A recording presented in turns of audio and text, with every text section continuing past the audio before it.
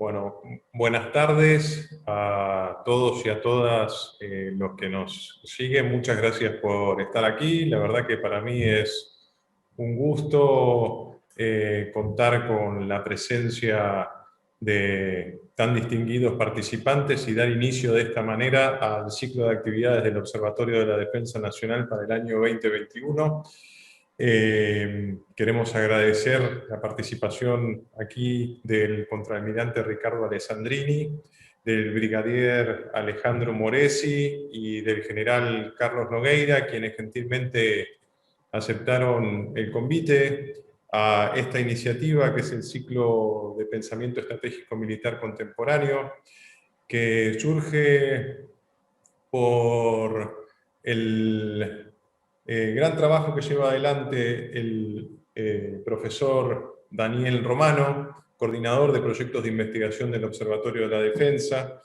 Daniel Romano es profesor de Historia por la Universidad de Buenos Aires, es magíster en Defensa Nacional de esta universidad, es egresado de la maestría en Historia de la Guerra y además es oficial de reserva del Ejército Argentino. Quiero agradecer institucionalmente el apoyo que nos han brindado la Secretaría General a través de su Departamento de Cursos y Diplomaturas, y muy especialmente a la Secretaría de Extensión, quien a través del área de comunicación ha garantizado los medios materiales para que acá nos podamos reunir.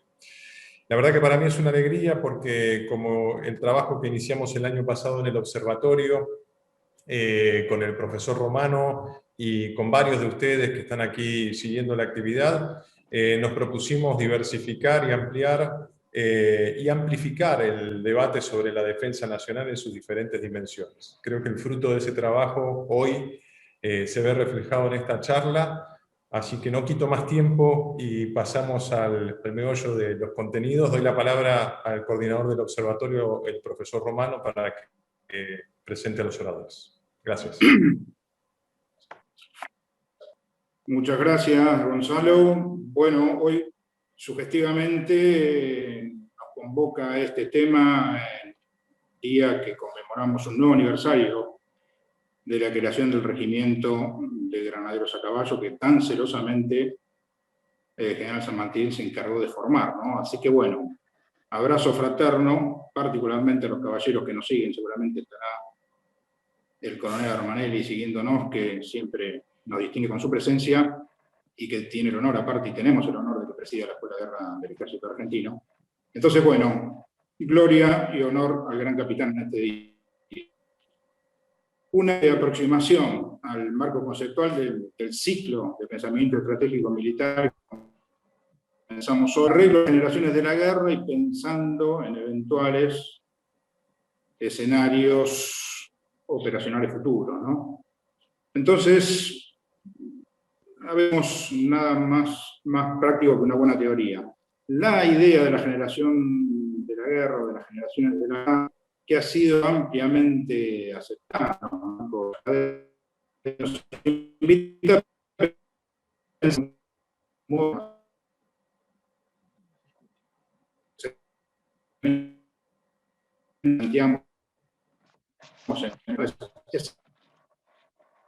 centro virtual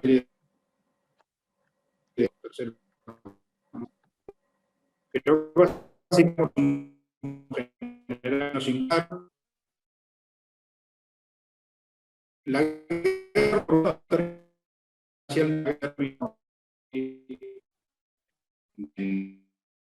la guerra Hola Daniel, ¿me escuchás? Nacho soy.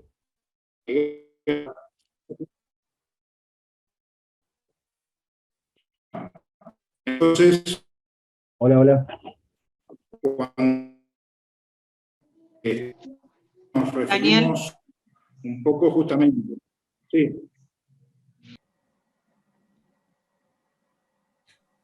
Bueno, buenas tardes. Disculpen el inconveniente técnico que recién experimentamos. Brevemente, para no ocupar tiempo de la presentación, le agradezco a quienes nos están siguiendo por el canal de YouTube en esta, la primera actividad del Observatorio de Defensa Nacional. a Javier Pérez Aquino y Omar Locatelli y al resto de los estudiantes y participantes vía YouTube. Aquí a los presentes, al contraalmirante Ricardo Alessandrini, al brigadier Alejandro Moresi y al general Carlos Nogueira, quienes han aceptado el convite de este programa de pensamiento, el ciclo de charlas de pensamiento estratégico militar que coordina el profesor Daniel Romano, y que Daniel Romano es el coordinador de proyectos de investigación del observatorio. A la sazón él es profesor de historia por la Universidad de Buenos Aires, magíster, dicen que no sale el audio todavía. Ah, perfecto. Magíster en Defensa Nacional de la Universidad de la Defensa, ha terminado los estudios de la maestría en Historia de la Guerra, y bueno, le cedo la palabra a él. Perdón, antes no quiero olvidarme de agradecer muy especialmente a la Secretaría General, a través de su Departamento de Cursos y Diplomaturas, y muy especialmente a la Secretaría de Extensión, quien a través del Servicio de Comunicación dispuso de los medios electrónicos para que hoy acá nos podamos reunir en tan importante charla. Sin más, le cedo la palabra al profesor Romano. Muchas gracias, Gonzalo. Bueno, espero que se escuche bien.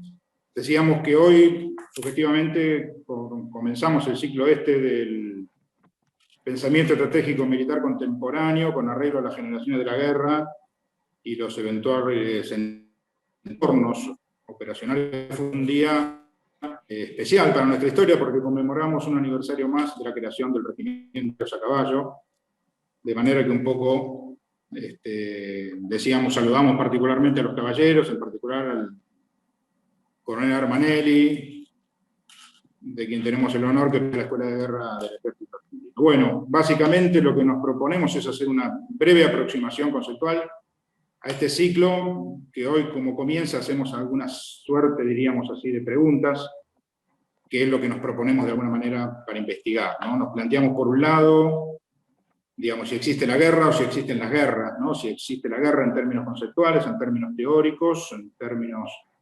de no en guerra gráficamente, y de las que eventualmente pudiéramos en algún aspecto tipificarlas. En ese marco nos parece dada por la academia esta tipificación que le dimos en llamar Las generaciones de la guerra, de William Neal en 1989, y que en algún momento tal vez la desarrollemos con un poquito más de precisión, con arreglo a la historia, y siempre en un marco, diríamos así,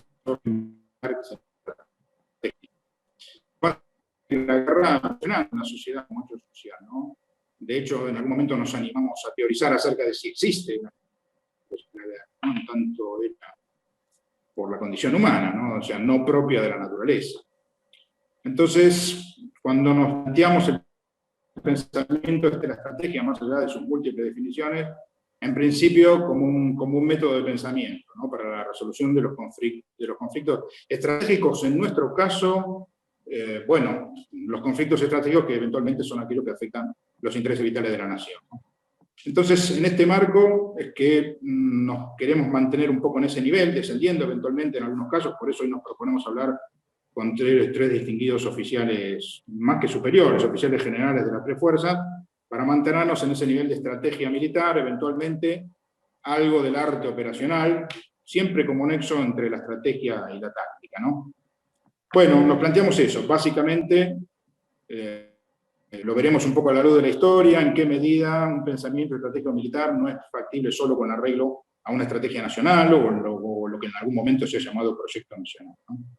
Entonces, bueno, ¿cómo impactan las generaciones de la guerra con arreglo, diríamos, al instrumento militar argentino y eventualmente fuerzas, en tiempos en donde, bueno, parecieran ya no haber batallas decisivas, en tiempos donde nos planteamos, digamos, cómo se resuelven, ¿no?, los conflictos, digamos, el mismo concepto de victoria a lo mejor en alguna medida está en discusión, ¿no? Entonces, bueno, preguntas y preguntas que nos iremos desgranando a lo largo del ciclo, ¿no? Es decir, bueno, eso de que el que puede lo más, bueno, no siempre cuando la naturaleza de los conflictos no se interpreta debidamente, ¿no? Entonces, bueno, básicamente esta es un poco la invitación. Nosotros pensamos que siempre las guerras tienen de algún modo un origen político, De modo que nos interesa la evolución, digamos, de los conflictos a la luz también de la propia evolución de la sociedad. Bueno, dicho esto muy sintéticamente, vamos a pasar a la breve presentación de los expositores. Lo va a hacer en primer lugar el almirante Alessandrini. Él se graduó como oficial de la Armada en el año 71, tiene la especialidad en guerra antisubmarina, en capacidad en submarinos. Alcanzó la jerarquía de contraalmirante en el año 2003, pasando a retiro el 1 de enero del 2007. Es veterano de Malvinas, integró a San Luis, entrando en combate con la flota británica el 1 de mayo de 2002. Es licenciada de la navegación por el Instituto Universitario Naval, doctor en Ciencias Políticas y magíster en Relaciones Internacionales por la Universidad de Belgrano, posgrado en Defensa Continental del Colegio Interamericano de Defensa de la OEA, especialización en Derecho Internacional de los Conflictos Armados por el Instituto Internacional de Derecho Humanitario de San Remo, Italia. Ha dirigido 3 ediciones del Observatorio del Atlántico Sur y actualmente dirige 2 proyectos de investigación: Vigencia del Poder Naval Posguerra Fría y el Diccionario Científico Técnico Comentado sobre la Estrategia Naval y Marítima orientado a la investigación. Desde el año 2008 dirige la actividad académica de la sede de investigación y estudios estratégicos navales con asiento en la Facultad de la Armada, perteneciente al Centro de Estudios Estratégicos de la Defensa Manuel Belgrano. Almirante Alessandrini, adelante, por favor. Bueno, muchísimas gracias. Perdón, disculpen un segundo, me informan que se cortó la transmisión. Por favor, Ignacio o Soledad, si nos pueden confirmar eso. Estamos enlazando de nuevo, Gonzalo. Ahí estamos en vivo de nuevo. Gracias. ¿Nos avisan cuando está de vuelta para que el contraalmirante Alessandrini pueda tomar la palabra? Sí, pueden continuar. Gracias. Bueno, bárbaro. Bueno, primero agradecerles a las autoridades de la Universidad de Defensa, a Daniel que me convocó, en la consideración de nuestro conocimiento mutuo. Así que muchas gracias, Daniel, y muchas gracias, Gonzalo, por esta convocatoria, que creo que es de mucha utilidad. Bueno, yo por mi especialidad voy a referirme al contexto marítimo-naval, en la evolución del pensamiento estratégico de la guerra en el entorno operacional. La idea es que plantear cómo es el escenario estratégico general de hoy. En el orden mundial, en lo que va del siglo XXI, estamos ante un cuadro estratégico donde la prioridad principal, la amenaza principal a la seguridad internacional ha dejado de ser como principal cuestión el terrorismo global, emergiendo nuevos desafíos. La alta tecnología del conocimiento aplicada a la guerra derrama en una carrera de balance de poder entre las principales potencias. Y la lucha se presenta entonces por el control y el dominio de espacios estratégicos y sus recursos. El mar como reserva de futuro y vía de comunicación global, por excelencia, es hoy escenario de nuevas transformaciones, tanto de la perspectiva del orden, regida por la ley del mar, como las de poder. En los espacios costeros y archipelágicos tenemos los derechos soberanos de los estados ribereños. Mientras en los espacios fuera de jurisdicción nacional se instala la idea de la libre disponibilidad de los recursos del alta mar, digamos, donde opera a plena la libertad de los mares, que se encamina hacia una mayor regulación de las actividades que allí se realizan, con el recelo de las grandes potencias, que lo que ellos requieren es una máxima libertad para poder proyectar su poder. Ese es el cuadro de situación real. Así, las potencias navales actuales y emergentes incrementan sus capacidades y ostentan sus recursos de poder para hacer frente a la realidad de un mundo de posguerra fría realmente complejo e incierto. A nivel global, la distribución del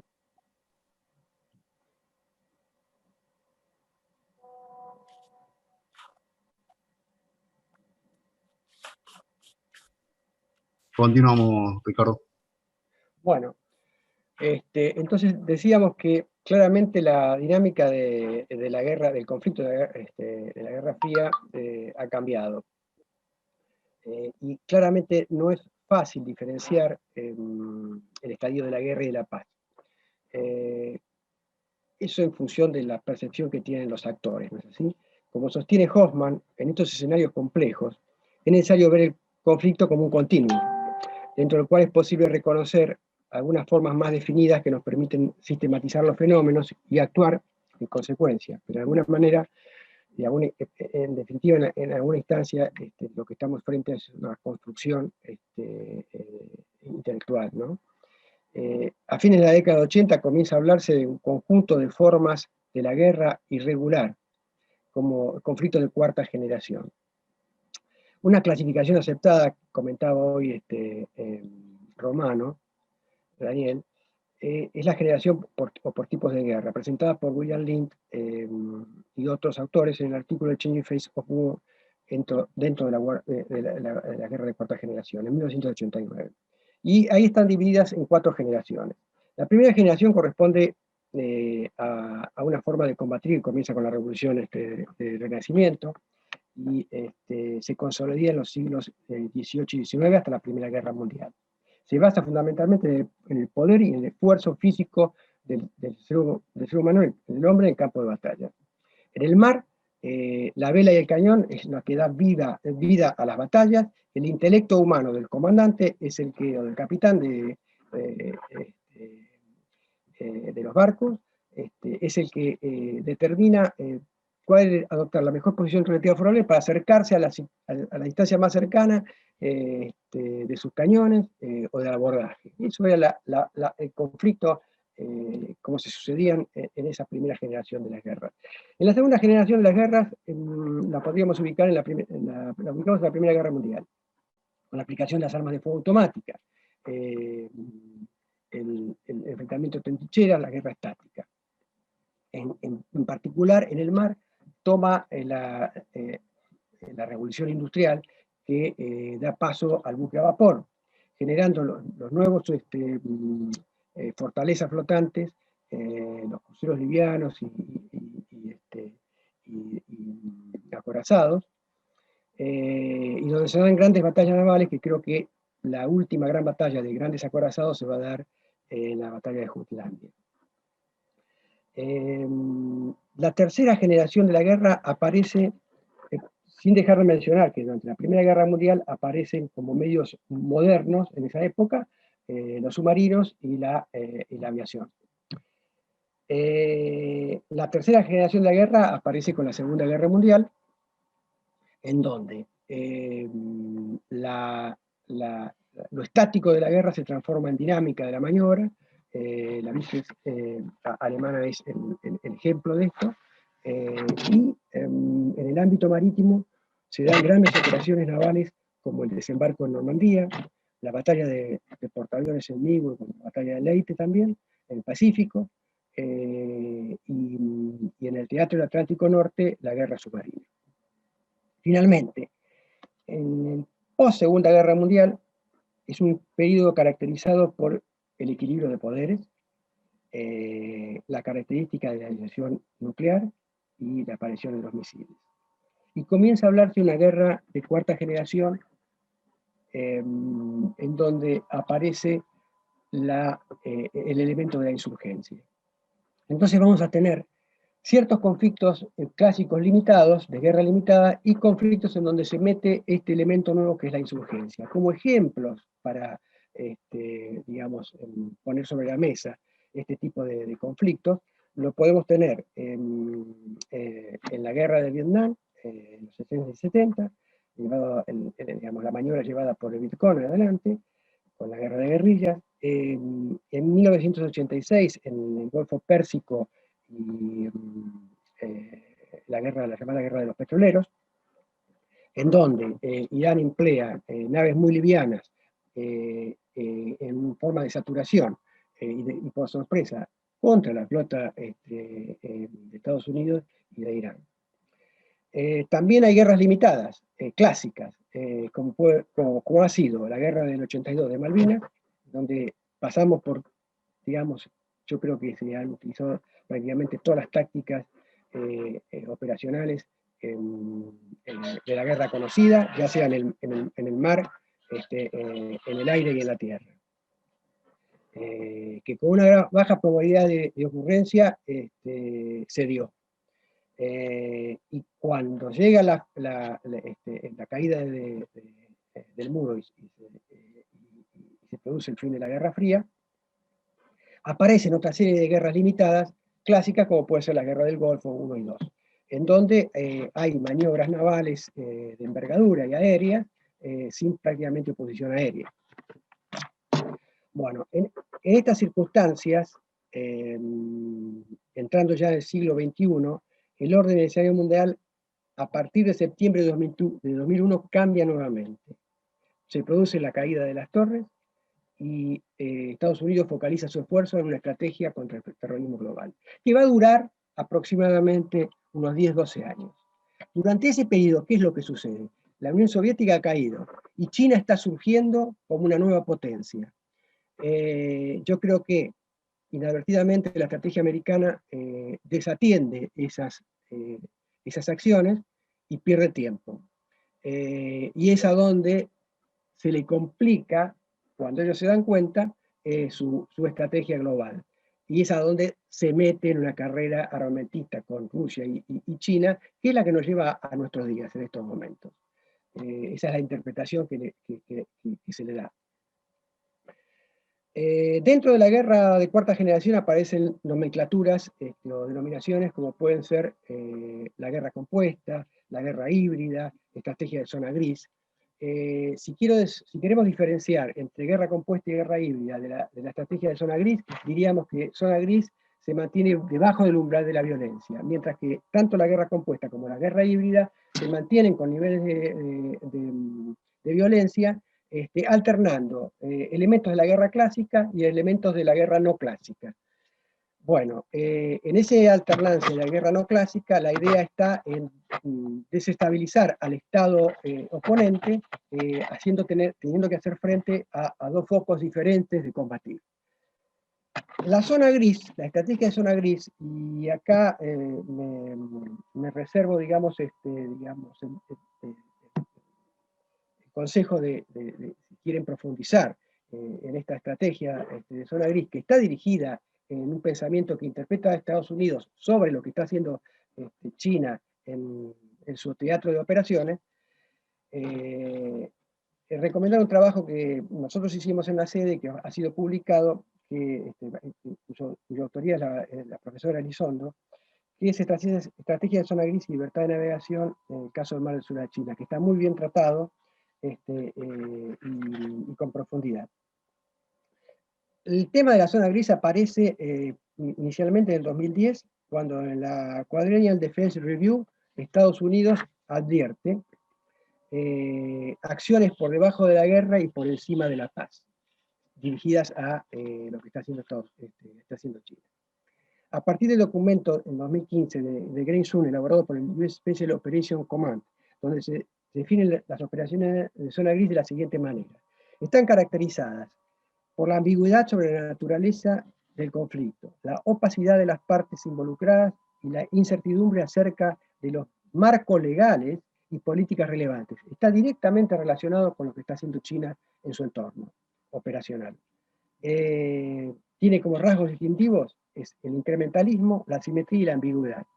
Y es lo que está haciendo al conquistar, al construir islas artificiales, ir conquistando territorios marítimos hasta la primera cadena de islas y hasta la segunda cadena de islas, de modo dar proyección y protección a su proyección fuera de los mares de la China, en consonancia con otras medidas y acciones que llevan el campo social, económico y demás. La Ruta de la Seda es un ejemplo.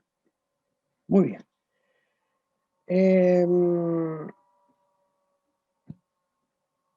Si tendría que pensar un poquitito, y no sé cuánto me queda, Daniel.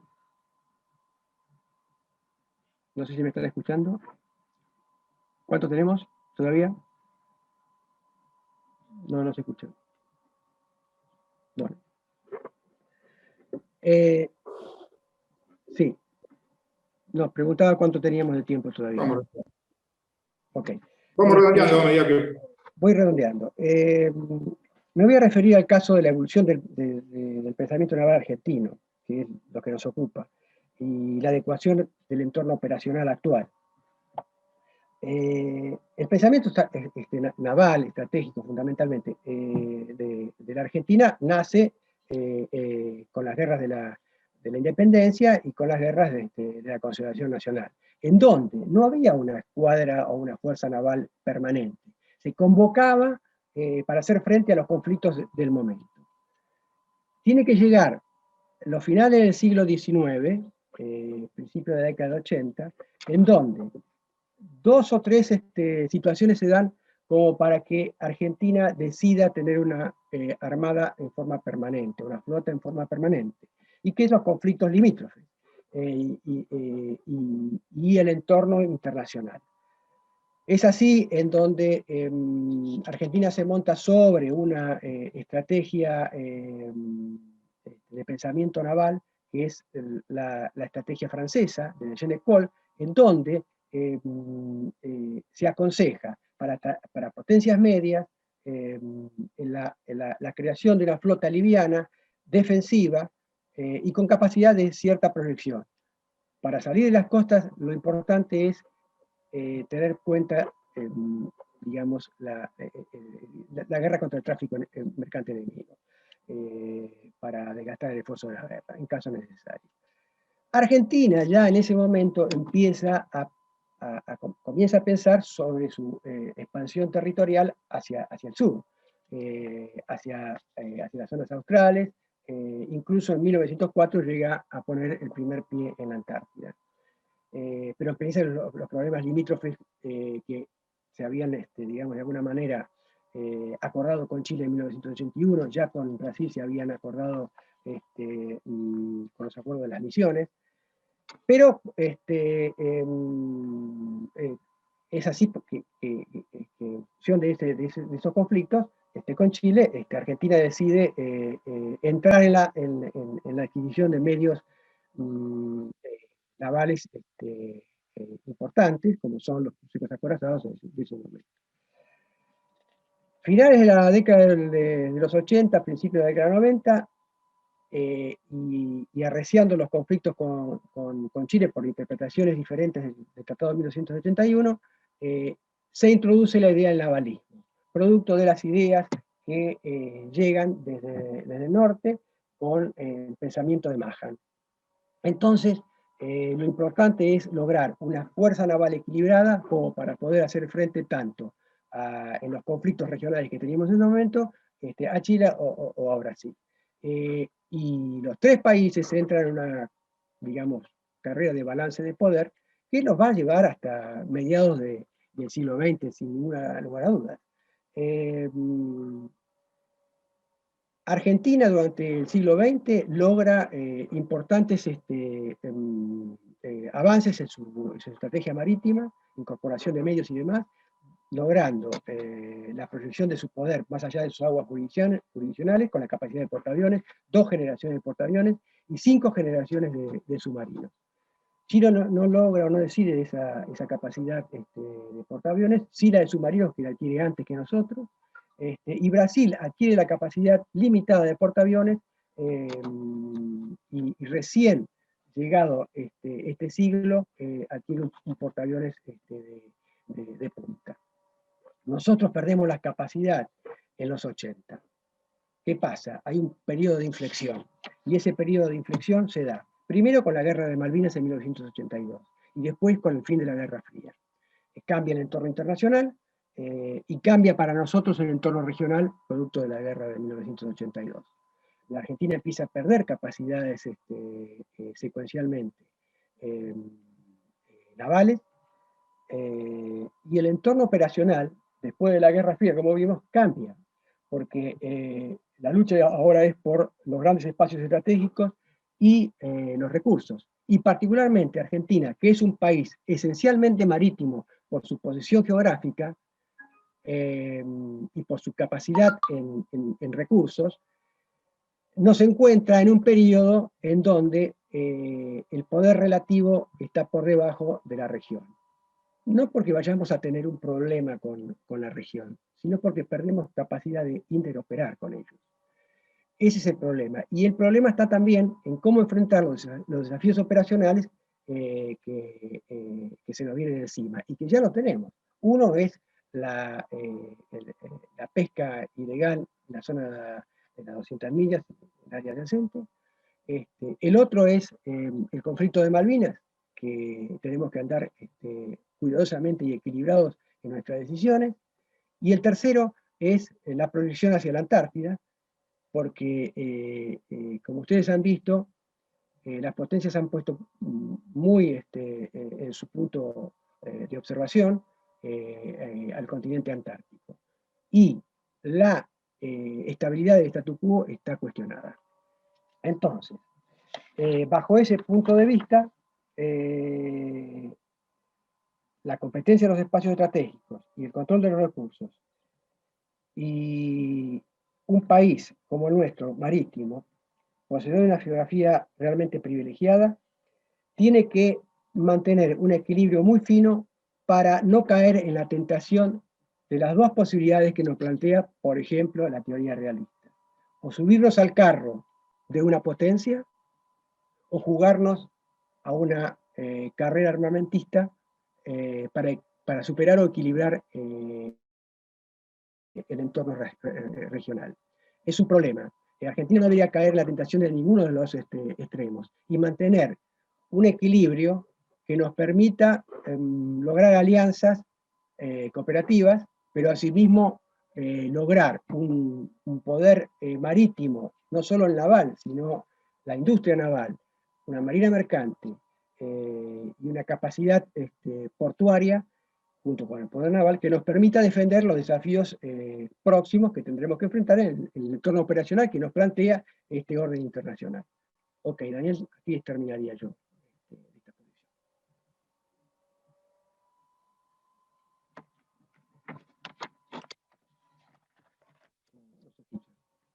Micrófono, Daniel, micrófono.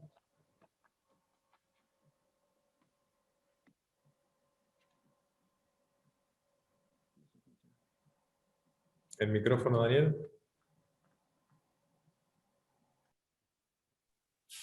¿Me escuchás? Ahí. Ahora sí.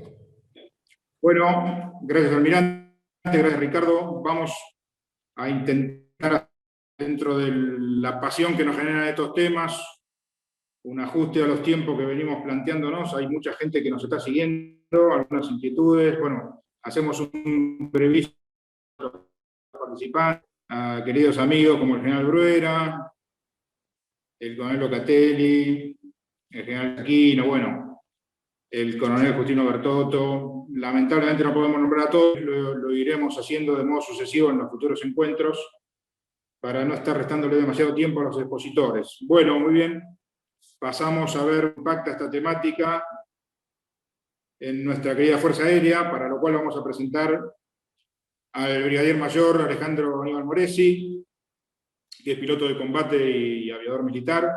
Se desempeñó como comandante aeroespacial del Estado Mayor Conjunto. A todo esto, bueno, hacemos una brevísima síntesis de las trayectorias académicas y militares, porque obviamente el tiempo nos surge.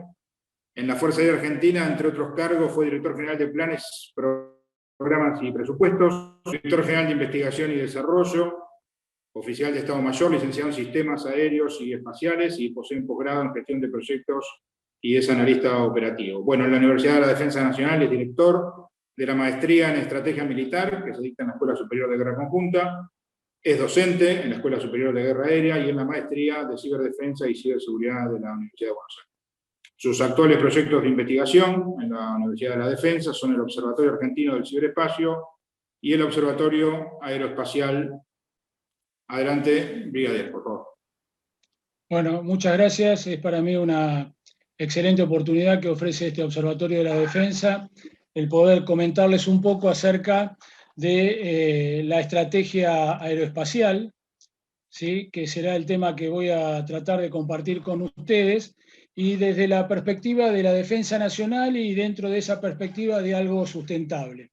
Bueno, para hablar de estrategia, en principio definamos como una relación entre fines y medios para alcanzar un objetivo, y cuando hablamos de aeroespacial entendemos por la totalidad de la relación que existe entre la atmósfera y el espacio exterior, prácticamente sin solución de continuidad desde la perspectiva aeroespacial. Para trabajar una estrategia es muy importante entender el ADN de a quién se le va a analizar o se le va a plantear esa estrategia, así que voy a hablar unos minutos muy cortitos sobre la profesión aeroespacial y qué es lo que ella implica.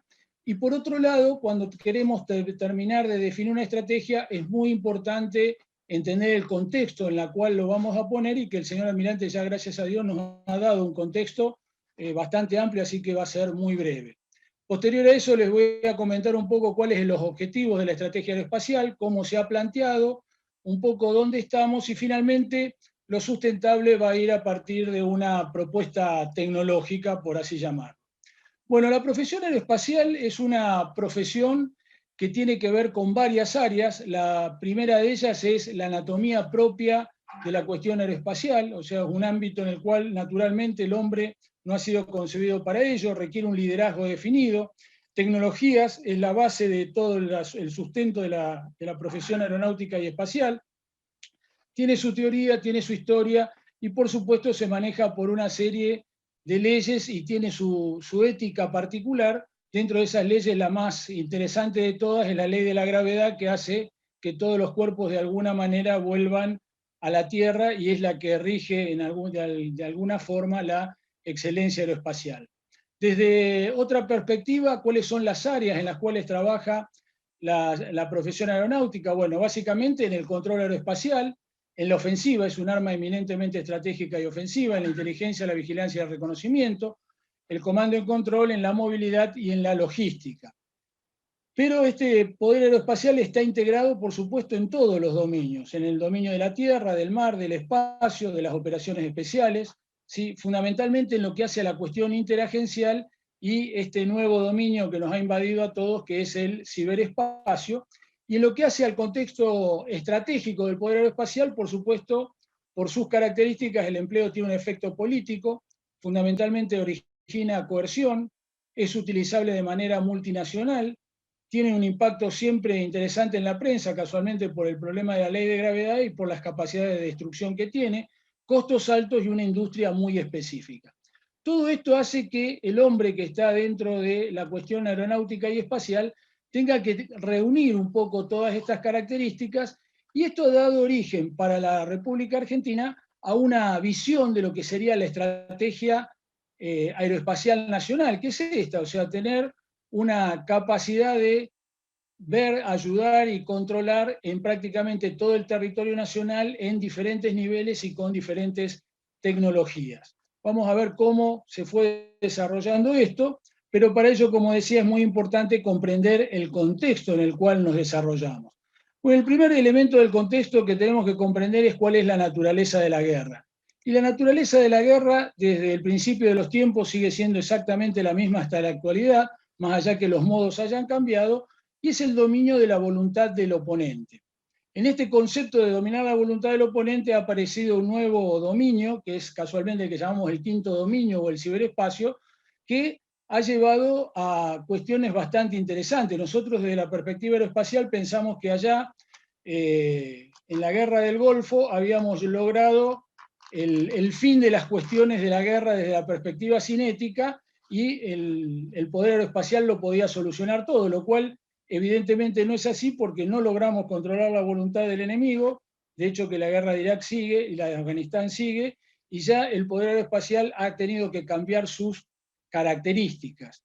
¿Y esto cuál es el problema? Bueno, el problema es el origen de la guerra. La guerra, como decíamos, ¿sí?, se basa en el control de la voluntad del enemigo.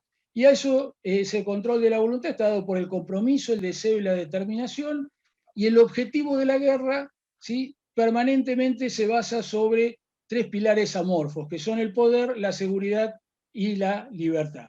¿Por qué son pilares amorfos? Porque depende cómo se mueva o cómo se agrande uno, las características que toman los otros, pero este quinto dominio llevó la guerra a una nueva dimensión, que es el cerebro de las personas. La guerra está prácticamente en los sistemas de información, y aquí sí hay una cuestión importante. ¿Qué hacemos con el poder aéreo en este contexto? Bueno, el tema del poder aéreo en este contexto sigue siendo exactamente el mismo que tenía antes, porque el problema fundamental del Estado es el ejercicio de su soberanía, y nosotros vamos a trabajar, y trabajamos en el control aeroespacial integral, o sea, en asegurar la soberanía de nuestro territorio desde este dominio que es el aeroespacio. Para ello, ¿cómo se ha trabajado? ¿Cómo se está trabajando? Bueno, básicamente en planificación en un principio y en hechos en un segundo plano. Esa planificación nos llevó, con el primer ciclo de la defensa, a generar un plan transversal sistémico de dominio del ciclo aeroespacial de la defensa, ¿sí? Donde había un área operacional, un área ISR, un área de comando y control, y un área de tecnología, porque básicamente estaba basado en capacidades industriales propias y de investigación y desarrollo. Y finalmente se plasmó gran parte de esto en un plan director que se llama Programa Simbica, que es un plan director que aporta de alguna manera al famoso decreto 1407 que crea el Sistema Integrado de Vigilancia y Control del Espacio Aéreo. Para eso este plan transversal ha tenido diferentes áreas, un área operacional donde básicamente se trabajó en el tema de sensores y aeronaves, en el área ISR, Inteligencia, Vigilancia y Reconocimiento, en distintos tipos de vectores para la atmósfera, la estratosfera y el espacio. Después vamos a ver hasta dónde llegamos en cada caso, ¿sí? Y finalmente, en el área de comando y control, en planeamiento, en lo que es operaciones en curso, que hoy por hoy lo lleva adelante el Comando Aeroespacial, interfaces y protocolos, que es lo principal para dar vida a todo esto, y también en un sistema de posicionamiento de superficie para las Fuerzas Armadas, o por lo menos para la Fuerza Aérea. En este dominio del ciclo aeroespacial de la defensa, esta fotografía que parece una ridiculez, en realidad es tendiente a ver después la parte tecnológica, porque es del proyecto Perlan, con el cual se alcanzó 75.000 pies de altitud en nuestro sur argentino, en el Calafate, durante el 2019. Vamos a volver sobre eso. Bueno, los resultados del área operacional, ustedes ven en verde cosas que se han quedado en verde, o sea, no han terminado de madurar, cosas en amarillo que han madurado pero no han terminado de madurar, cosas en rojo que no se han logrado, y cosas que están en verde que se han logrado o se han alcanzado parcialmente. ¿Sí? En el área de ISR también tenemos, en la cuestión atmosférica, estamos tratando de trabajar en algunas clases de UAV, se ha trabajado en algunos aviones Sijin, ¿sí? En lo estratosférico, este es el concepto que vamos a tratar de conversar un poquito más, que es el del vehículo estratosférico no orbital, y también había una serie de cuestiones sobre la perspectiva espacial de la defensa y de la nación argentina en general. La pregunta es, ¿entendimos cuál era la estrategia en función de la política que traza el Estado Nacional? La pregunta era cómo plantearlo. Y para eso la pregunta la respondimos de esta manera. Lo primero que nos basamos es a partir de la DPDN, que nos fija una actitud estratégica defensiva. ¿Qué es lo que más requiere una actitud estratégica defensiva como servicio para darla? Bueno, básicamente requiere una alerta estratégica.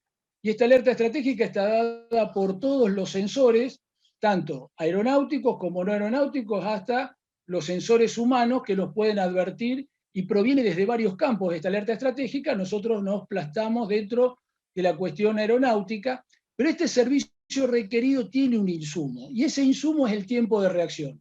Menor es el tiempo de reacción, mucho más eficiente es la alerta estratégica, y eso nos lleva a una ecuación que es bastante sencilla. Dice, de la determinación de las características de los medios es igual a un punto de equilibrio del ejercicio de la soberanía más la atrición territorial. ¿Qué es lo que está diciendo? Mire, si yo tengo medios que son realmente rápidos, efectivos, muy destructivos o muy peligrosos para cualquiera que nos ataque, tienen sorpresa tecnológica, conocen el ambiente operacional, trabajan desde posiciones relativas y tienen un buen nivel de adiestramiento, se produce una función entre los procesos y los métodos que pueden ampliar o reducir ese tiempo de reacción.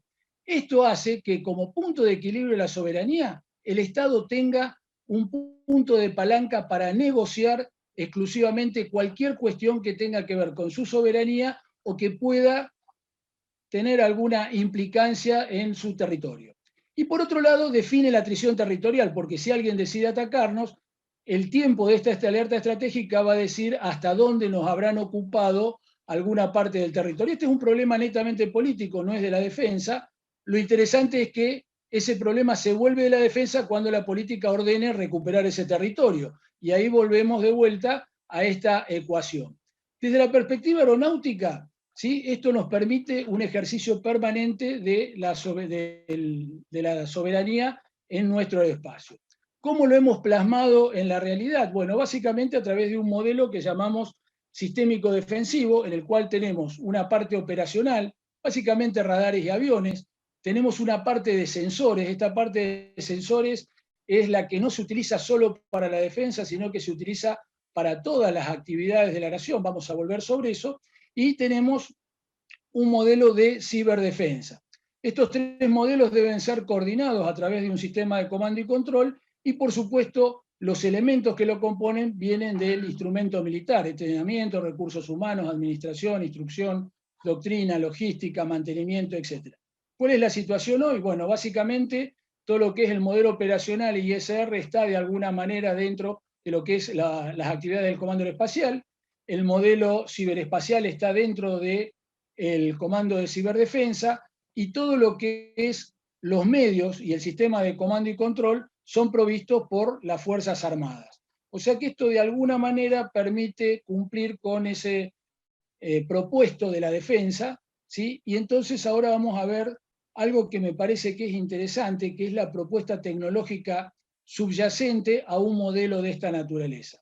Esa propuesta tecnológica va de la mano de, en este programa transversal sistémico, nosotros detectamos una serie de tecnologías que son esenciales para el desarrollo de la industria aeroespacial y de la ciencia y tecnología, o la investigación y desarrollo en el plano aeroespacial. La propuesta que hacemos se llama vehículo estratosférico no orbital. ¿En qué consiste esto? Bueno, es bastante sencillo. Es desarrollar un satélite atmosférico a partir de un avión no tripulado que pueda volar a muy alta cota. Estamos hablando 25, 30 kilómetros de altura, o sea, dentro del área todavía soberano, que puede operar por 3 a 6 meses. ¿Cuáles son las ventajas? Bueno, emplea una franja de la atmósfera que hoy por hoy no la usa nadie, excepto los cohetes cuando la pasan muy rápidamente. Permite dar un servicio similar al de los satélites de órbita baja, pero no tiene que estar en órbita, o sea, está permanentemente sobre el territorio, y un proyecto de características completamente duales, o sea, esto sirve tanto al ejercicio de la soberanía como a la potenciación de todo tipo de industrias que tengamos, ¿sí?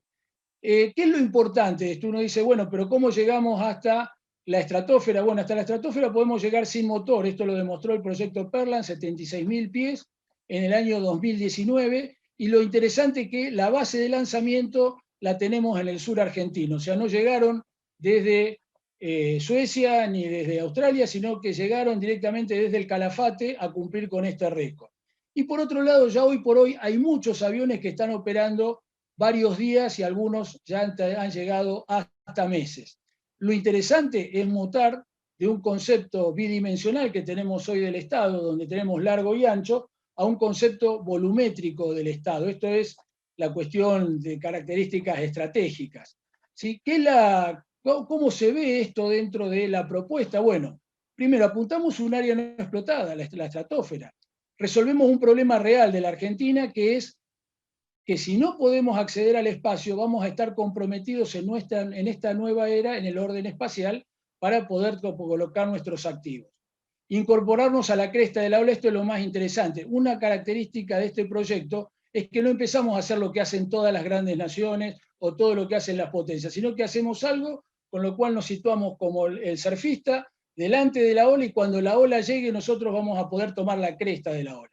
Desarrollar capacidades tecnológicas propias, y lo más importante de todo, como estrategia, es la estrategia del demonio. Si te portás bien, te vas al infierno, y si te portás mal, también te vas a ir al infierno, porque esta es una estrategia donde el éxito está dado incluso por el fracaso. ¿Sí? ¿Qué es lo que proponemos? Bueno, a nivel de estratosfera, estudios legales, industriales, comerciales, de investigación y desarrollo. ¿Qué servicios podemos dar? ISR, comunicaciones, cuidado y protección de recursos naturales.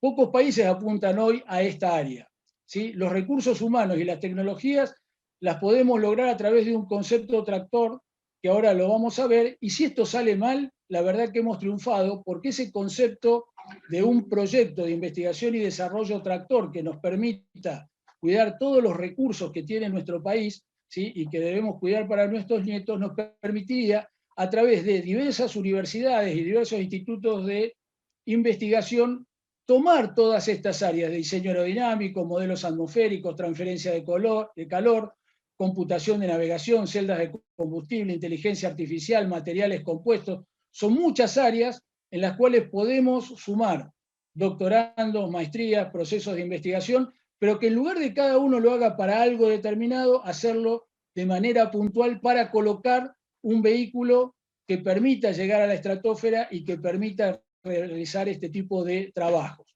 ¿Sí? Finalmente, esto nos permitiría, ¿sí?, llegar a un punto más en el control aeroespacial integral, ¿sí?, desde la perspectiva de la próxima década, que va a estar ya muy signada por las transformaciones en el espacio y las dificultades para acceder al espacio propio de las grandes potencias que lo necesitan como un elemento operacional básico. La región no posee autonomía para acceder al espacio, este es uno de los problemas que tenemos a nivel regional y esta es una solución para toda la región. Tenemos un potencial, si lo quisiéramos llevar adelante, desde la perspectiva de lo que son nuestros investigadores y nuestros recursos humanos para hacer una cuestión de esta naturaleza, pero para eso deben pensarse algunos planes alternativos, como por ejemplo esto que estamos hablando de tener una nueva tecnología. Bueno, un poco cerrando esta exposición para no extenderme demasiado en los tiempos, sí les diré que este no es un problema de otros, este es un problema nuestro. Asegurar la soberanía en el aeroespacio es un problema de todos los argentinos y de alguna manera tenemos que ir planteándolo y esta es una primera propuesta que agradezco en gran manera. Finalmente, un poco cerrando el tema, la naturaleza de la guerra es la misma de siempre. El problema es que los modos de esa guerra han cambiado. Por un lado, el poder aeroespacial sigue siendo necesario para el ejercicio de la soberanía y para el funcionamiento normal del Estado. O sea que el hecho de que la guerra haya cambiado sus modos no cambia las necesidades del poder aeroespacial.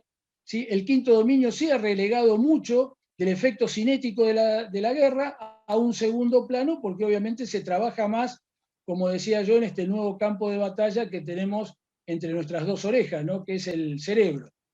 Y por otro lado, el poder aeroespacial, ¿sí?, es la principal herramienta en el ejercicio del efecto cinético.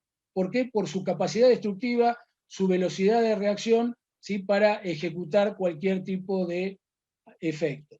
Y las nuevas tecnologías apuntan cada vez más dentro del armamento a darle a este poder aeroespacial cada vez mayor dimensión, fundamentalmente, como decía recién, en el efecto cinético de la guerra. Así que, muy abuelo de pájaro, hemos visto un poquito de la profesión aeroespacial y el contexto para entender de dónde sale esta estrategia. Hicimos un planteo estratégico a partir de lo que nosotros entendemos como país es una actitud defensiva a ultranza y cómo podemos satisfacerla desde la perspectiva aeroespacial. Y finalmente, en este intento de sustentar la defensa nacional, relacionando fines con medios, también una propuesta tecnológica un poquito diferente de lo tradicional. Muchas gracias, ha sido realmente un gusto poder compartir con ustedes. Está muteado.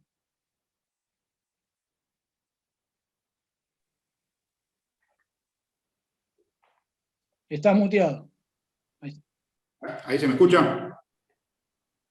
Bueno, muchas gracias, brigadier. Gracias, Alejandro. Estamos, bueno, entrando un poco en el tramo final de nuestro encuentro. Haremos una microsíntesis muy sintética de lo que estamos escuchando y exponiendo. Mucha riqueza argumental, de manera que no va a resultar del todo sencillo, pero lo haremos oportunamente en el cierre. Bueno, nos queda entonces la mirada del ejército argentino.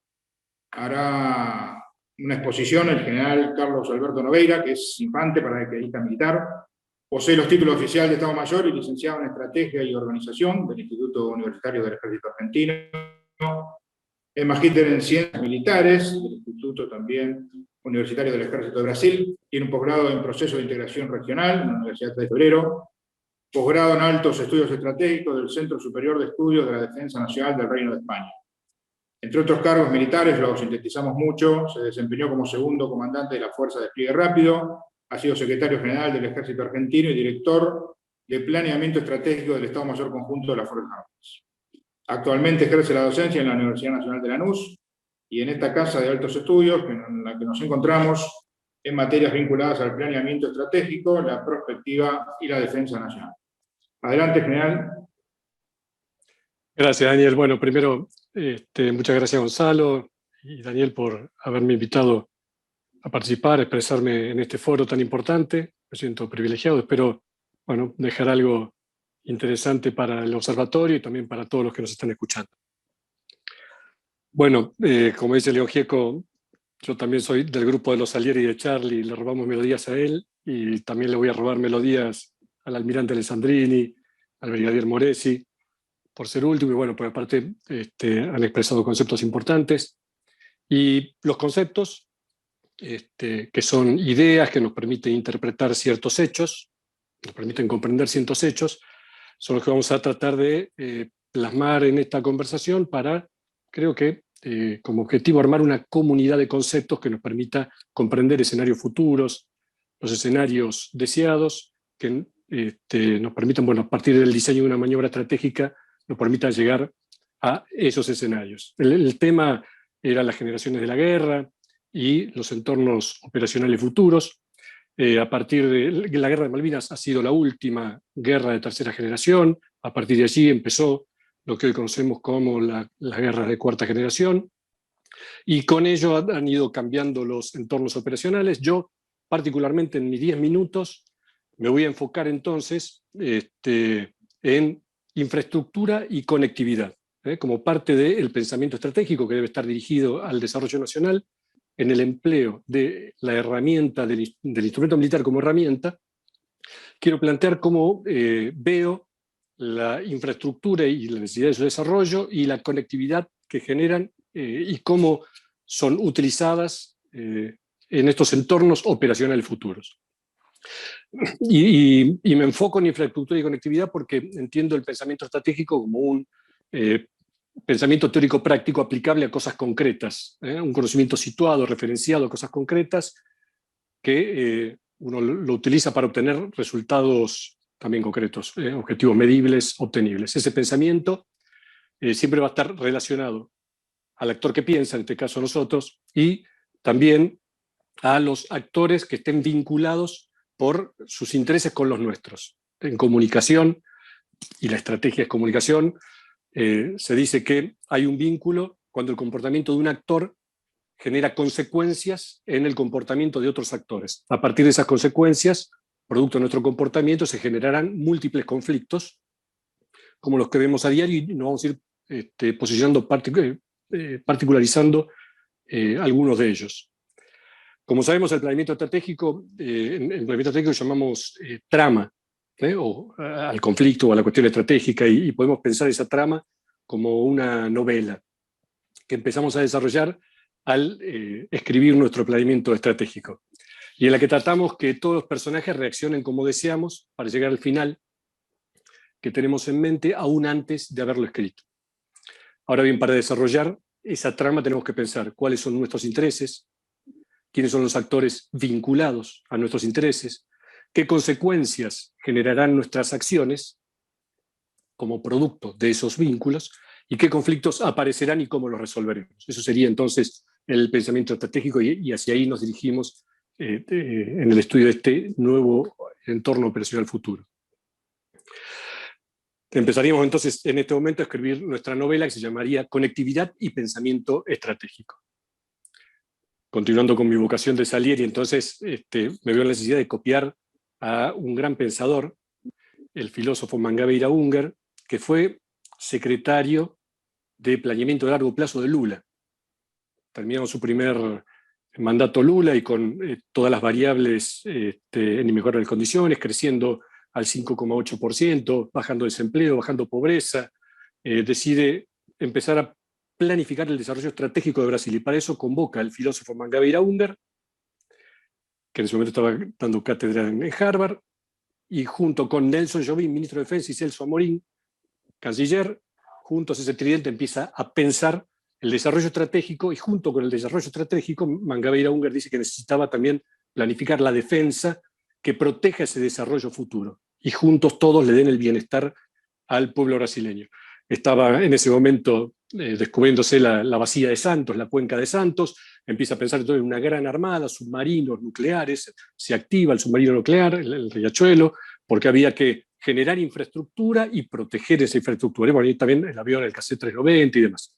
Entonces, creo que también entonces, al pensar en esto de infraestructura, conectividad, entornos operacionales futuros, tomo entonces también estos conceptos, en la idea de ir buscando una comunidad de conceptos, busco también entonces lo pensado por Mangabeira Unger, que luego de secretario de Planeamiento de Largo Plazo pasó a tener el Ministerio de Asuntos Exteriores. Celso Amorín pasó a ser ministro de Defensa y continuaron todo el segundo periodo de Lula, más el periodo de gobierno de Dilma Rousseff. Es un caso importante, hay que tratar de parecerse a quienes se nos parecen.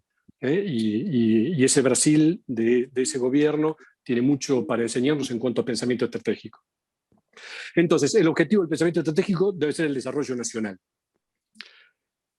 Y en un horizonte temporal también lógico tiene que ser 20 años. Entonces, es imposible, pensando en el 2040, apenas 5 periodos de gobierno, no dirigir nuestro pensamiento al espacio exterior y al Atlántico Sur y la Antártida.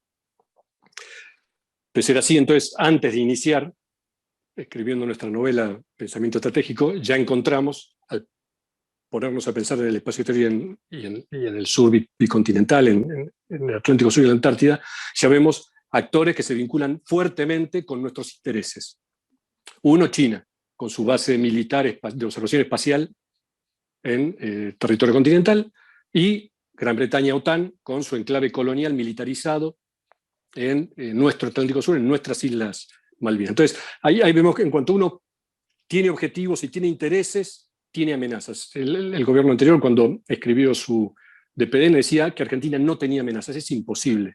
No hay ningún postulado de la ciencia política, salvo que uno no tenga objetivos. Si uno tiene objetivos y sus objetivos son importantes, siempre va a tener choque con los intereses de otros actores y amenazas. No quiere decir que se llegue a la guerra, pero ese choque de intereses, en esa vinculación y generación de consecuencias, como decíamos al principio, generará consecuencias.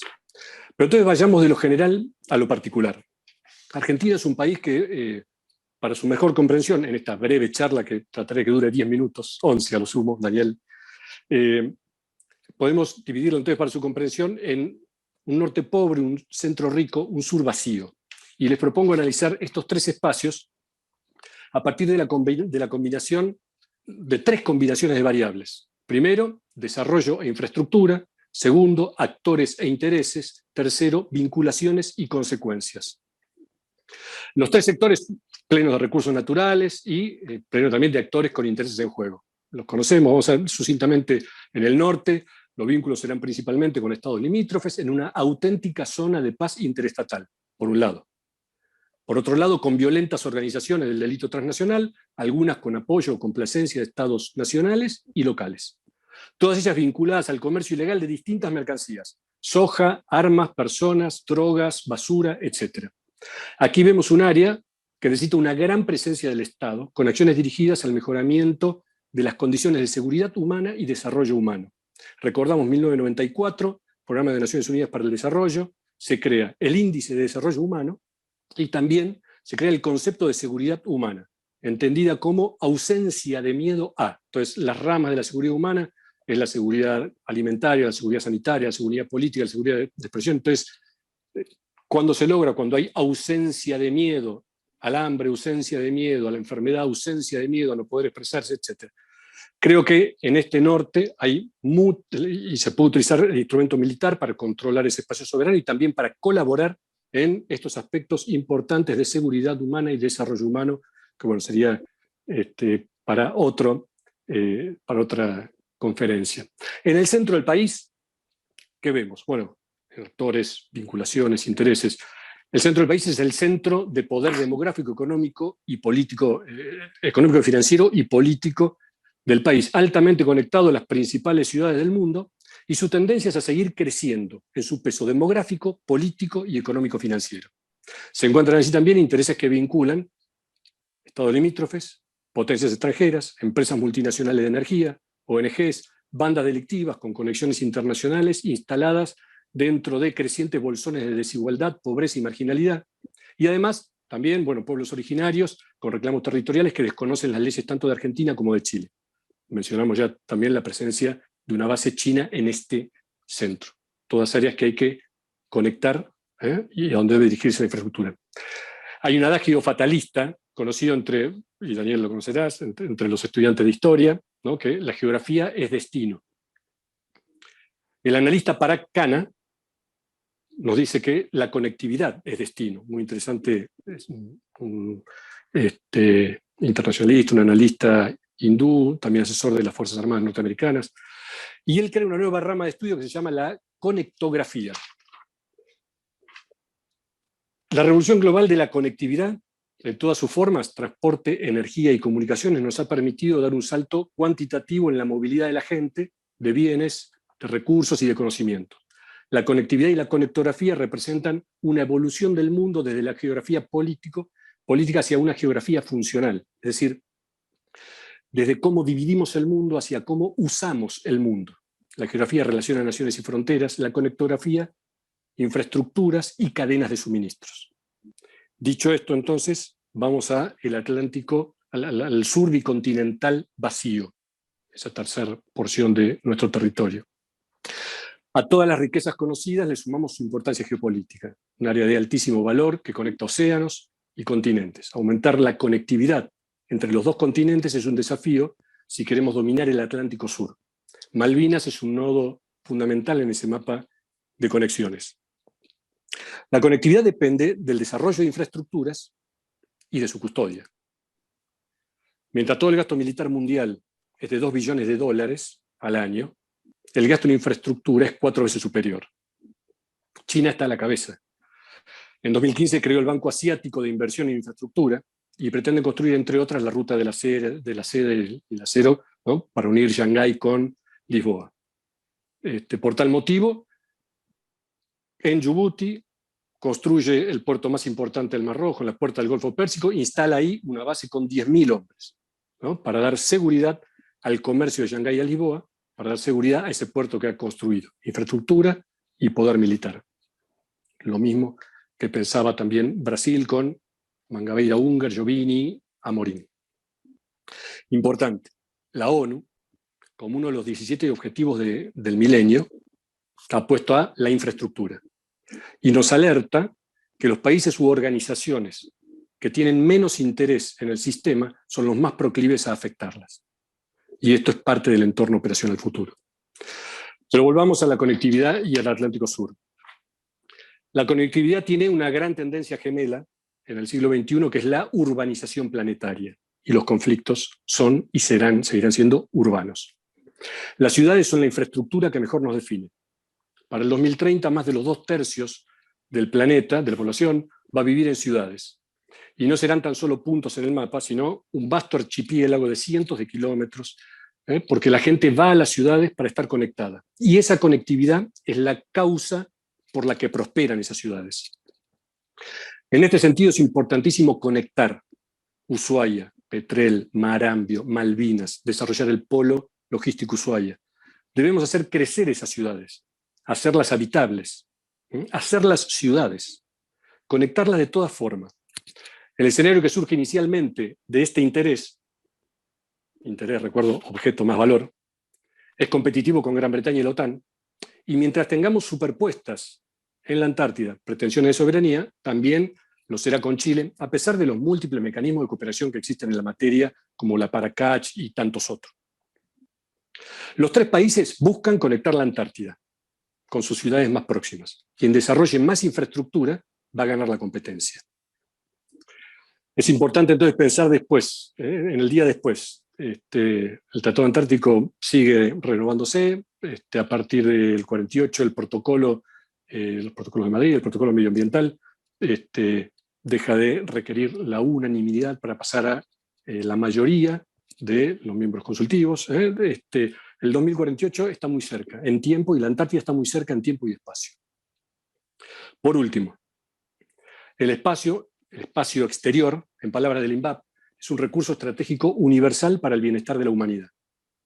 Argentina puede ampliar su capacidad de control de los espacios soberanos a partir de la ampliación de su infraestructura de comunicaciones, de información, por medio de la fabricación, instalación y operación de satélites. Y lo más importante es que tiene los recursos humanos necesarios en ciencia y tecnología que le permitirán sacar provecho de este recurso estratégico. Claro, los límites impuestos por los actores involucrados a partir de las consecuencias que generan nuestros actos genera un escenario altamente competitivo, que ya lo conocemos, todos recordamos: Falda del Carmen, Proyecto Cóndor 2, la resistencia de Alfonsín y la entrega de Menem.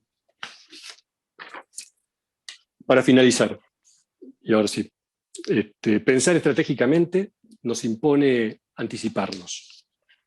Y la anticipación estratégica la obtendremos de un sistema de alerta estratégica, también como mencionaba el brigadier Moresi, un sistema de alerta estratégica del cual este observatorio debe ser parte. En ello también hay que pensar hoy estratégicamente. Un sistema de alerta estratégica que nos brinde capacidad para explorar permanentemente el futuro y detectar a priori los riesgos y oportunidades que cada futuro posible podría tener frente a nosotros en nuestra búsqueda del desarrollo nacional a partir de la generación de infraestructura que amplíe la conectividad y el control de ese norte pobre, ese centro rico y ese sur vacío. Muchas gracias.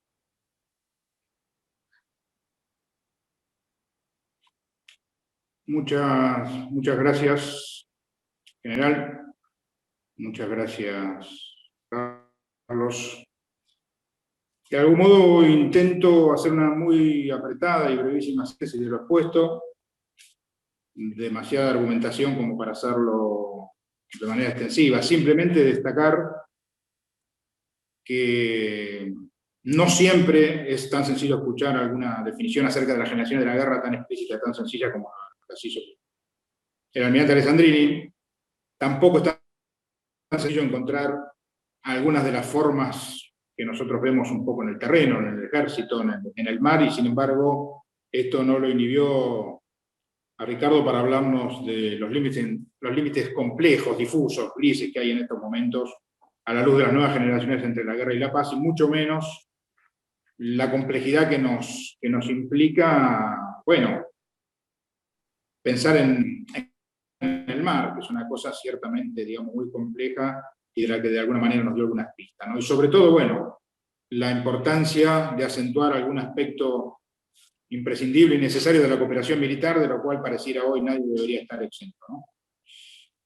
Me parece, bueno, particularmente interesante. Yo tuve oportunidad de recibir en su momento una entrevista que le hicimos oportunamente con el general Lugani, que presidía un proyecto de investigación que tuve el gusto de compartir con el general Poggi y también con el coronel Figueroa, y nos hacía referencia justamente a algunos de estos aspectos cuando lo entrevistábamos, y nosotros teníamos, por supuesto, la hipótesis también que la guerra no modifica en su esencia o su naturaleza la idea.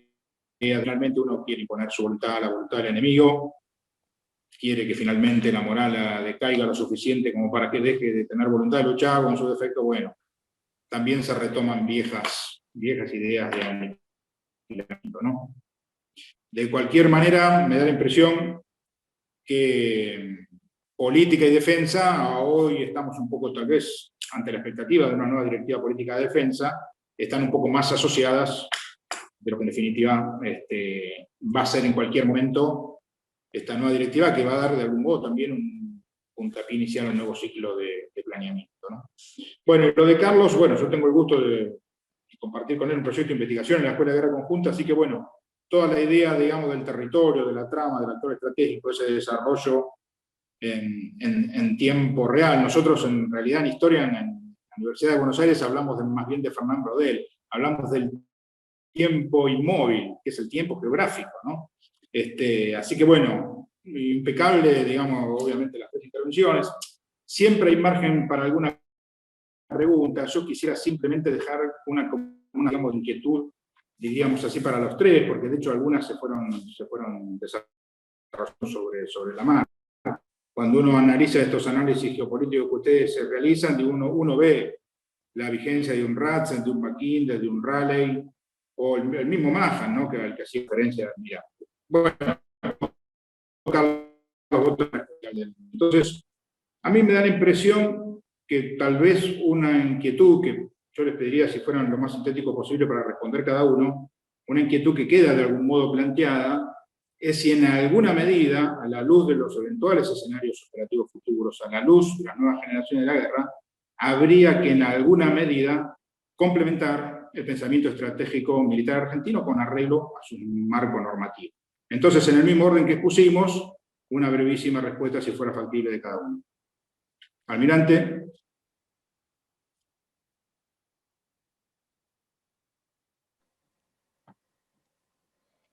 Bueno, si no lo... Sí. Sí, la pregunta es compleja. Desde el punto de vista normativo, no le veo inconvenientes para el desarrollo de una estrategia de defensa. Las normas se adaptan a la política y así tiene que ser. Mi mayor preocupación en los tiempos que corren es el atraso tecnológico a que hemos estado sometidos. Y eso es algo que es difícil de salir. Porque podemos tener la mejor de las planificaciones, pero si no adecuamos el instrumento militar a los tiempos modernos, estamos en una situación comprometida. No es lo mismo que en el 82. Cuando fue la guerra del 82, pese a que les pese a muchos, la distancia tecnológica con Gran Bretaña no es lo mismo que es ahora. No se olviden que el crucero de Argentina fue hundido con torpedo de la generación de la Segunda Guerra. El crucero Belgrano, perdón.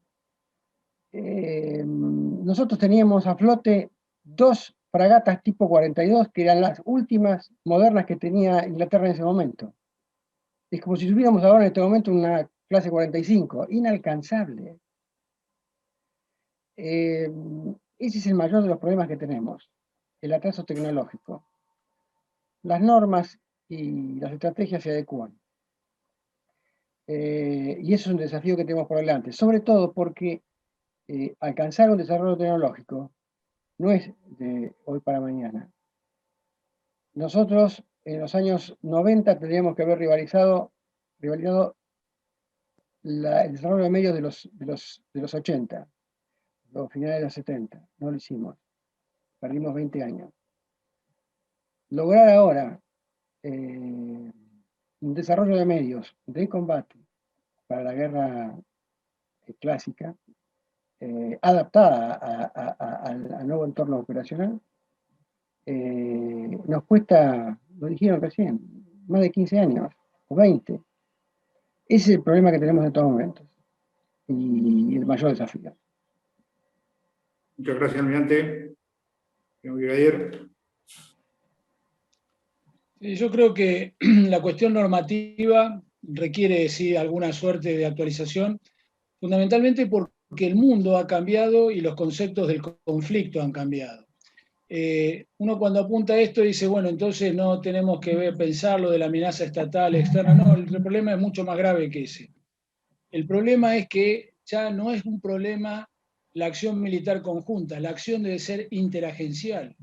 No podemos pensar el conflicto que se lo vamos a tirar al instrumento militar y lo va a resolver, venga de donde venga, o lo va a resolver algún ministerio puntualmente. Las acciones hoy por hoy son interagenciales. El entenderla y comprender lo que es una acción interagencial es lo que la norma debiera tratar de llevarnos. Hoy por hoy el conflicto no se maneja desde un área, se maneja desde todas las áreas del Estado de manera absolutamente integrada. Y esto lo vemos claramente en los procesos fundamentalmente de la guerra de la información, pero no es por la guerra de la información, sino el concepto es, debemos trabajar de manera absolutamente integrada todas las agencias, sin distinción de grandes paredes. Occidente tiene un problema gravísimo. Todo lo colocamos en alguna estructura, en alguna estantería de una biblioteca y es responsable de alguien puntualmente. Los soviéticos y los orientales no tienen esta estructura, tienen, como dicen algunos, un cableado totalmente armonizado. Ven el problema como un todo y le aplican las soluciones de manera holística. Mientras nosotros nos mantengamos dentro de estanterías y bibliotecas y no podamos ingresar en esta capacidad interagencial donde un poco todo tiene que ver con todo, quizás tengamos problemas. Creo que nuestro ajuste normativo es mucho más grande que el problema de la defensa o la seguridad, sino que es un problema, como les digo, ni siquiera de la contra eso ya es historia antigua. Lo que viene es la actividad interagencial. Muchas gracias. General. Sí, yo creo que hay que hacer una actualización del marco normativo de la defensa, sin duda.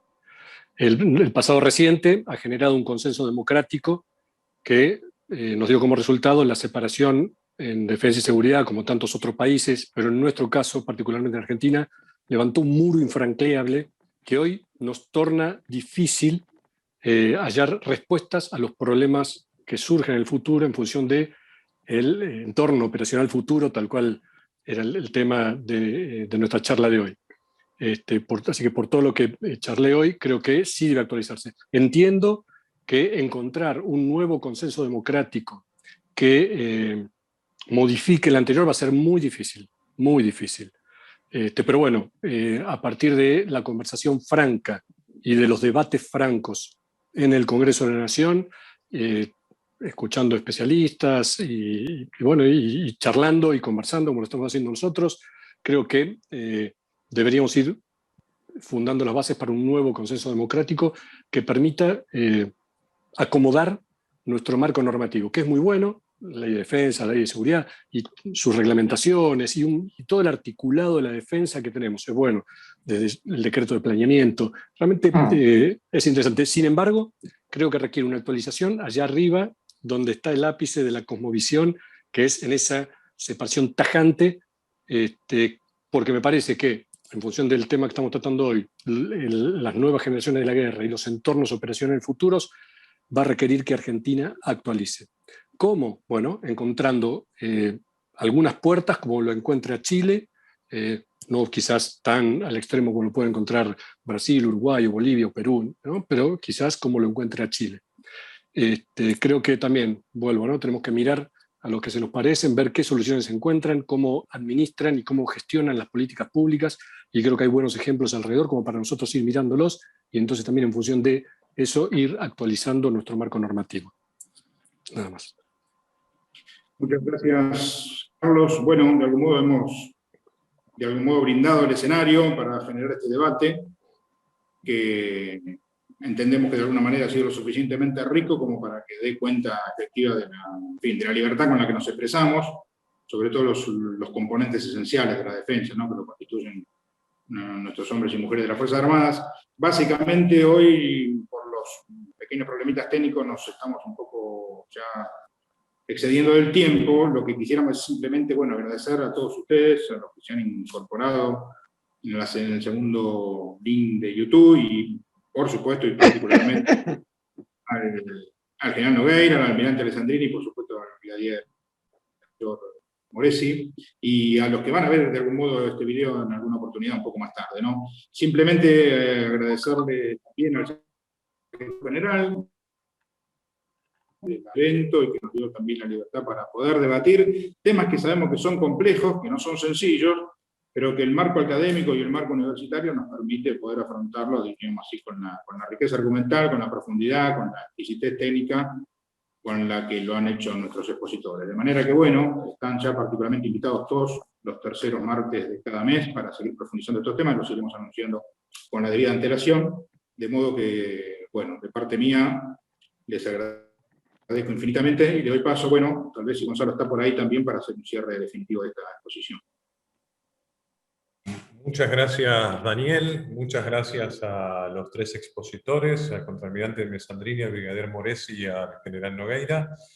Lamentamos, sí, como decía, los desperfectos técnicos, pero ha suscitado interés la charla. Yo creo que nos queda flotando para próximos encuentros un hilo conductor de las tres intervenciones, que ha sido el desarrollo de capacidades estatales, Como bien lo señalaba, nosotros compartimos la posición de los expositores, lo hemos conversado en varias oportunidades con el profesor Romano. Debemos dar también lugar a un pensamiento situado respecto de la defensa nacional, que incorpore la dimensión geográfica y la dimensión histórica en la consideración de lo que hace a la política de defensa.